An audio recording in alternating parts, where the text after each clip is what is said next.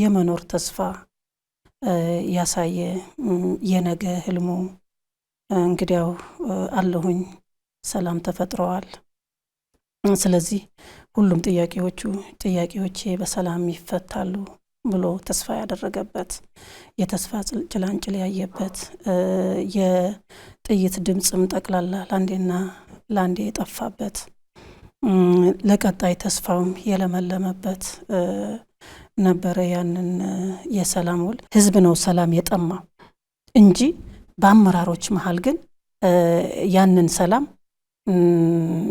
ልባዊ ሳይሆን ጊዜ መግዣ እንደሆነ ነው ያየነው። የነሱ ፍላጎትና የህዝቡ ፍላጎት ምን ያህል ልዩነት እንደነበረው ማለት ነው።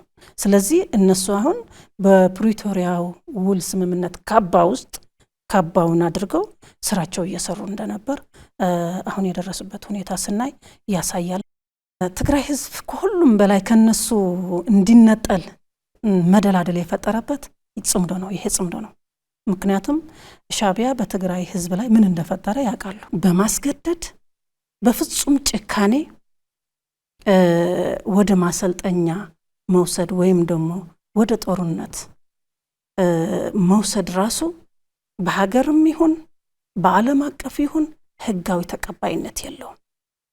ስለዚህ እናት ድንጋይ እየወረወረችላቸው ናቸው። ወደ እነሱ ነው እየወረወረችው ያለች። የትግራይ ወጣት የገንዘባቸው ምንጭ የዶላራቸው ምንጭ እንዲሆን በተለይ ለሻዕቢያና ለእነዛ ላሉ ቡድኖች የገቢያቸው ምንጭ ከወርቅ ነበረ። ወርቅም እንደልባቸው መዝብረዋል።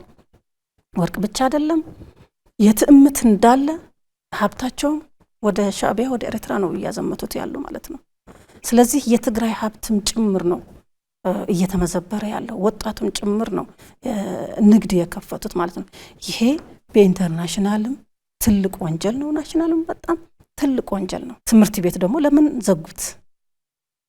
ዘጉት? ከግንቦት 30 ብለው በራሳቸው ነው። ይሄ ለዋናው ዓላማ ያፈሳ ነው። አሁን እኮ ስትራክቸራል በሆነ መንገድ ነው የትግራይ ትውልድ እየተገደለ ያለው።